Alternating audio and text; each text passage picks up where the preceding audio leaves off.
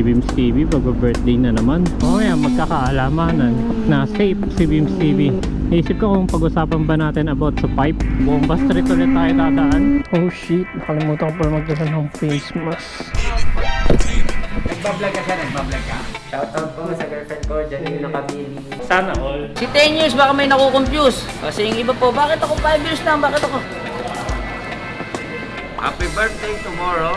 10 years yan ha. Dami mo pang kailangang pagdaanan at mahabang proseso. Eh ngayon, ramdam ko naman yung improvement nila.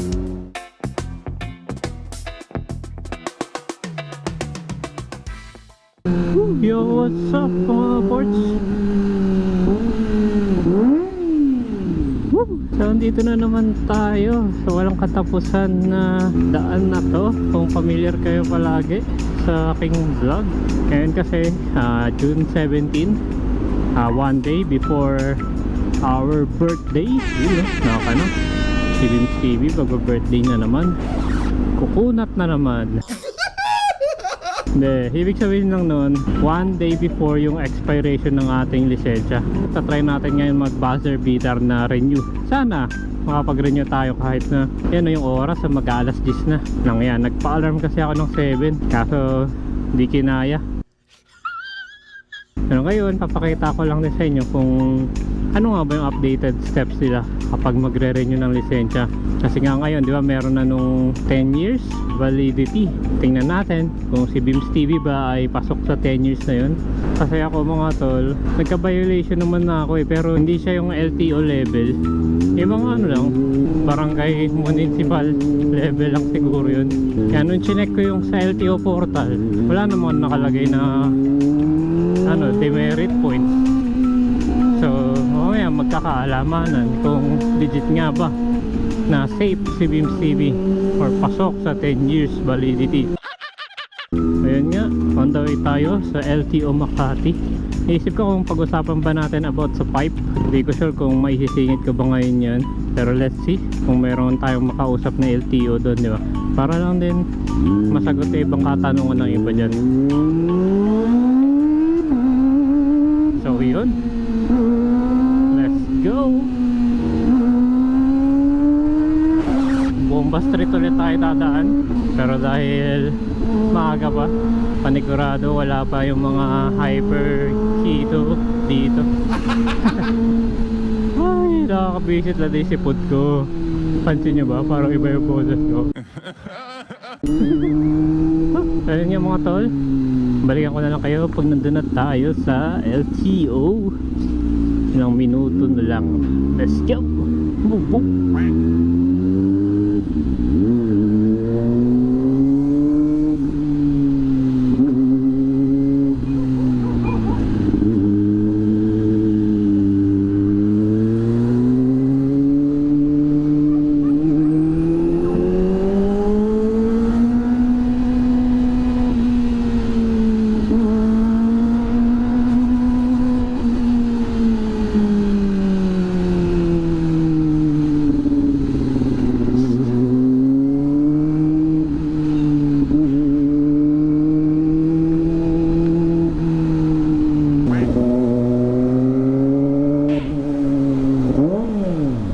Dito na nga tayo sa LTO Makati.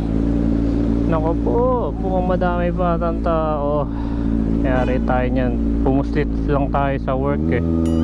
Oh shit, nakalimutan ko pala magdala ng face mask. Hindi ko sure kung nandito yung ating Bims TV mask sa bag. Yes, ito, dito, safe. Arats, tara, tingnan natin ang proseso nila. Sir, sa inyo daw po yung process pa rin yung lisensya?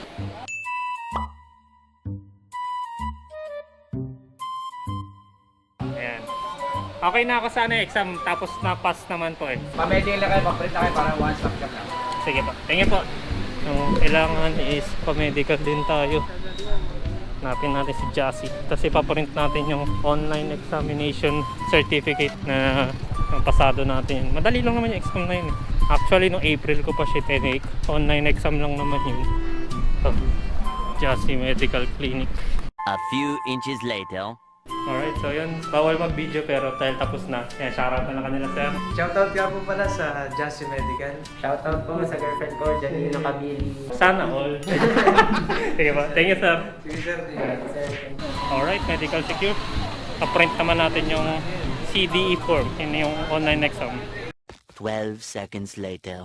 Alright, so medical form secure, online examination secure. Tara, balik na tayo kay Kuya.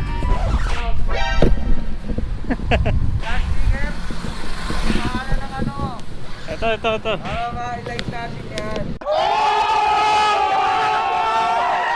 Nice. Sama ko na kayo sa vlog. Yun. Shoutout, abay gusto kayo shoutout. Shoutout sa lahat.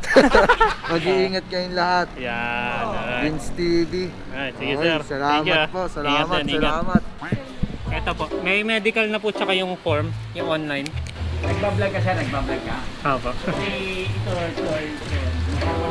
Sa may kaso, lahat na nag-renew rito kaya nawiwili dahil doon sa kanila kumakain.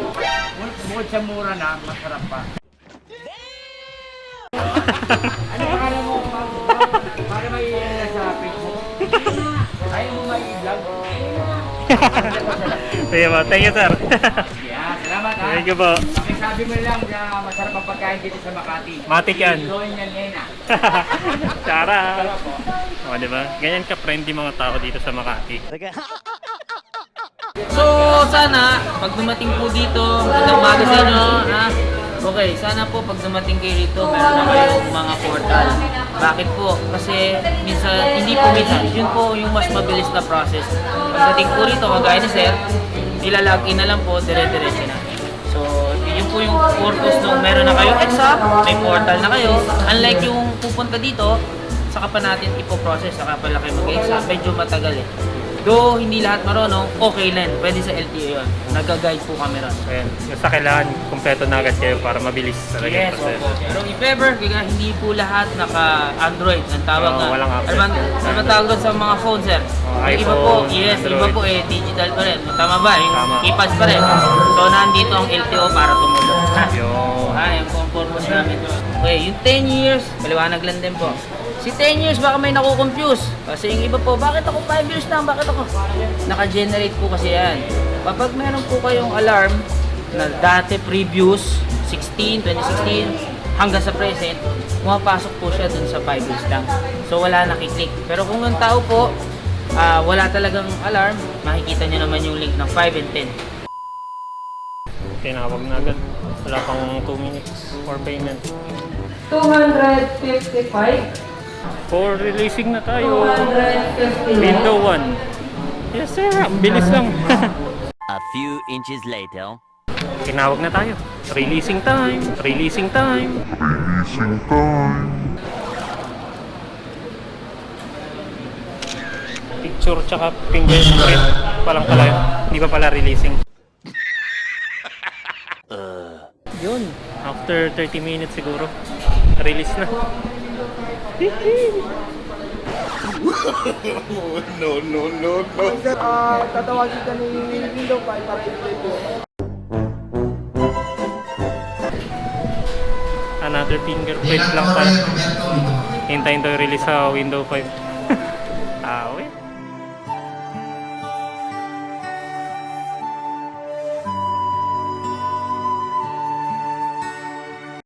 Joshua Arilaca. Yun o. Release. Pero mga kuya, sa number 22.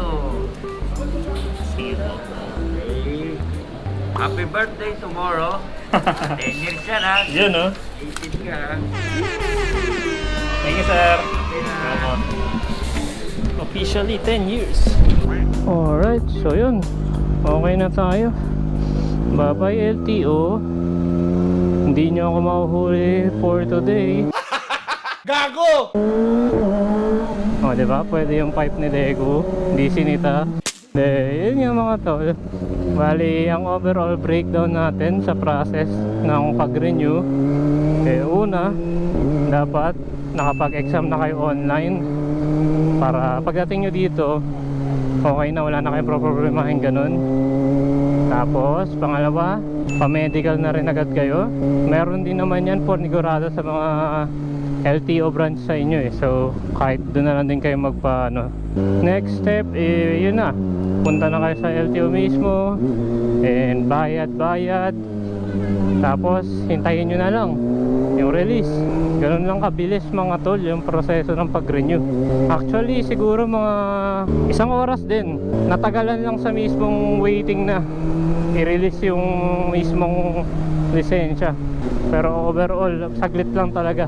At least nag-improve na talaga rin yung LTO ngayon. Unlike dati na dami mo pang kailangang pagdaanan at mahabang proseso. Ngayon ramdam ko naman yung improvement nila. So shoutout kanila sir, yung sa nagpa-medical ako. Then kay sir na isang nag-assist sa akin para makapagbayad and tamang steps, kung ano pa. Kay kuya rin, nagpapa-shoutout daw sa kapampangan na nagbebenta. O yun yung mga tol. That's about it. Ay, yung presyo pala. Yan, sige sabihin ko na rin sa inyo. Yung pinaka presyo niya sa medical ko 450 yung nagastos ko. Tapos yung mismong payment sa LTO 550. So kulang-kulang ano lang 900, di ba? So ayos. Not sure kung magkano yung dati, pero para sa akin okay lang, manageable naman. At least 10 years na to. So 2032 takit sa LTO. So that's about it. I'll see you on the next one. This is Bim's always saying, ride safe, drive safe, peace. Stay disciplined para magka 10 years license. Woohoo!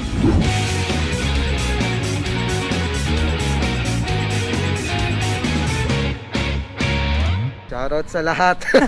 Mag-iingat kayong lahat.